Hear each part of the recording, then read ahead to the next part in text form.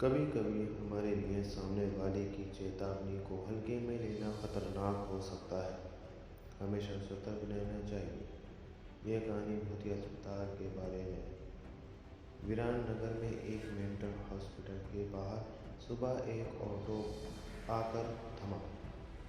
गाड़ी से एक लड़का उतरा जिसका नाम कवि था और वे अस्पताल के गेट की ओर बढ़ने लगा। जब कोई गार्ड नहीं आया तो कवि ने खुद ही गेट खोलकर अंदर जाने की प्रयास किया। जैसे ही गेट खुला एक आदमी ने कवि से पूछा, क्या आप टीवी ठीक करते हैं? कवि ने उत्तर दिया, नहीं। इसके बाद उस आदमी ने खुद ही कवि को जोरदार थप्पड़ मारा और पूछा, तो तुम यहाँ क्यों हो? कवि थोड़ी हैरानी में था। थप्पड़ खाने के बाद उसका सिर चकराया, लेकिन वे खुद को संयमित रखकर कहा, वह नौकरी के लिए आया है। तब एक डॉक्टर और 4 कंपाउंडर गेट के पास पहुंचे। उन्होंने थप्पड़ खाने वाले आदमी को पकड़ लिया। डॉक्टर ने कहा, कंपाउंडर इसे लेकर तैयारी करो, मैं जल्दी ही आता हूँ। जब कंपाउंडर चला गया तो कवि डॉक्टर के पास गया और पूछा, क्या आप बता सकते हैं कि डॉक्टर पाटिल कहाँ मिलेंगे? डॉक्टर ने कहा, मैं ही पाटिल हूँ। तुम जाओ अपना नौकरी का पत्र दफ्तर में जमा करो और फिर वहाँ से ड्रेस लेकर बगल के कैबिन में आओ। कवि थोड़ी देर में कंपाउंडर की वर्दी पहनकर डॉक्टर के कैबिन में पहुंचा। डॉक्टर ने बताया कि वह आदमी जिसे कवि गेट पर मिला था वह पागल है। वह कुछ दिनों से यहाँ पर आने वाले लोगों को टीवी ठीक करने वाला समझ रहा है, और जब उसको पता चलता है कि वह वास्तविक में टीवी ठीक करने वाला नहीं है तो वह उसे थप्पड़ मार देता है। उसके बाद डॉक्टर ने अपने अस्पताल के एक कंपाउंडर क्रांति को बुलाया और कवि का परिचय करवाने के लिए कहा। क्रांति ने कुछ ही देर में कवि को सबके साथ मिलवा दिया और फिर उसे मरीजों के कमरे में ले गया। वहाँ हर कोई कुछ ना कुछ अजीब हरकत कर रहा था।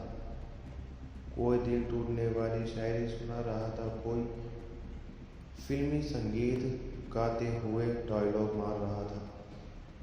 सभी मरीजों को देखते हुए क्रांति ने कवि से कहा कि आज के बाद तुम्हें इन सारी चीज़ों को झेलना होगा। इतना कहकर क्रांति वहाँ से चला गया। तभी कवि को पता चला कि उसकी नाइट ड्यूटी थी। दिन के समय आराम करने के बाद कवि रात को मरीजों की देखभाल करने लगा। जैसे ही रात के 12 बजे सभी का चेहरा डर से पीला पड़ गया। हल्ला करने वाले मरीज भी चुपचाप से एक कोने में बैठ गए। यह सब देखकर कवि को बड़ा अजीब लगा। उसने डॉक्टर से पूछा, आखिर ये सब क्या हो रहा है? सब लोग इतना डर क्यों गए हैं? डॉक्टर ने उत्तर दिया, इस अस्पताल में रात के 12 बजे के बाद भूत घूमते हैं। वो सभी पुराने मरीज हैं जिनका इलाज के दौरान मौत हो गई थी। तुम संभल कर रहना। कवि को भूतों पर विश्वास नहीं था। उसने डॉक्टर की बात को हंसी में टाल दिया और अपना काम करने लगा। उसी रात कवि अकेले बाथरूम जा रहा था जब उसे लगा कि कोई उसके पीछे है।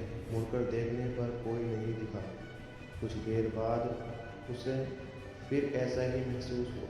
कवि ने सोचा कि यह भूत की बात उसके दिमाग में घूम रही है, इसलिए उसे वहम हो रहा है। बाथरूम करके जब कवि बाहर आ रहा था तो उसे शीशे में लिखा हुआ दिखा, आज तुम पागल हो जाओगे। कवि को लगा कोई उसके साथ मजाक कर रहा है, इसलिए उसने इस बात पर गौर नहीं किया और अपने काम पर लग गया। कुछ देर बाद कवि को एक तेज चीख सुनाई दी। वह दौड़ते हुए आवाज़ की ओर बढ़ा। जैसे ही कवि वहां पहुंचा, एक पागल ने दरवाज़ा अंदर से बंद कर दिया। किसी तरह से कवि ने उस दरवाजे को खुलवाया। दरवाज़ा खुलते ही उस पागल ने कवि को हवा में उछाल कर गिरा दिया। कवि को इतनी जोर से गिराया था कि उसकी पीठ में गहरी चोट लग गई। तभी एक जोर की हंसी कवि को सुनाई दी। वही पागल हंसते हुए बोला कि मैंने कहा था ना कि आज तू पागल हो जाएगा। कवि ने गुस्से में चिल्लाते हुए कहा, पागल आदमी, तूने ये क्या किया? रुक, तुझे अभी बिजली का झटका लगा देता हूँ।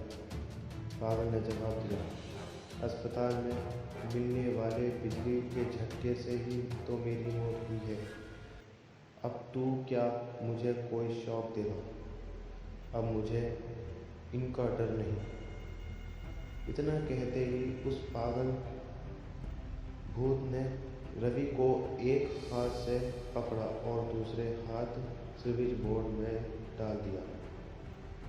इस तरह से कवि को बिजली का इतना तेज झटका दिया कि उसकी चीखों से पूरा अस्पताल गूंज उठा। कवि की आवाज़ सुनकर अस्पताल में मौजूद नाइट स्टाफ दौड़ते हुए उस कमरे की तरफ आए।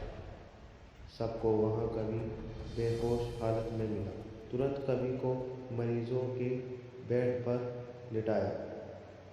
उसी दिन से कवि की दिमागी हालत खराब है।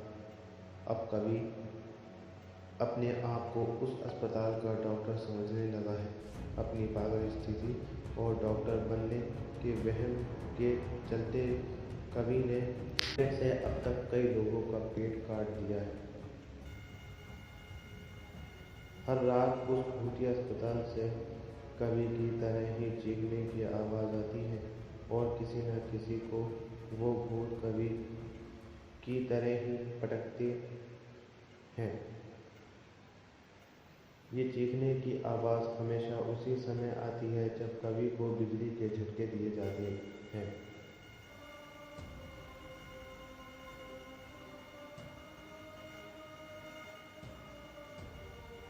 यह कहानी केवल मनोरंजन के लिए है। इसके पीछे हमारा उद्देश्य किसी भी प्रकार की अंधश्रद्धा का प्रसार करने का नहीं है। कभी कभी हमारे लिए सामने वाले की चेतावनी को हल्के में लेना खतरनाक हो सकता है। हमेशा सतर्क रहना चाहिए। थोड़ी सी भी सावधानी हटने पर भयानक दुर्घटना घट सकती है। अगर आपको वीडियो स्टोरी पसंद आई हो तो वीडियो को लाइक करना एंड शेयर करना और कमेंट करता हूँ कि कैसी लगी एंड हमारे चैनल को सब्सक्राइब ज़रूर से करें। तो मिलते हैं नेक्स्ट वीडियो में, तब तक के लिए बाय।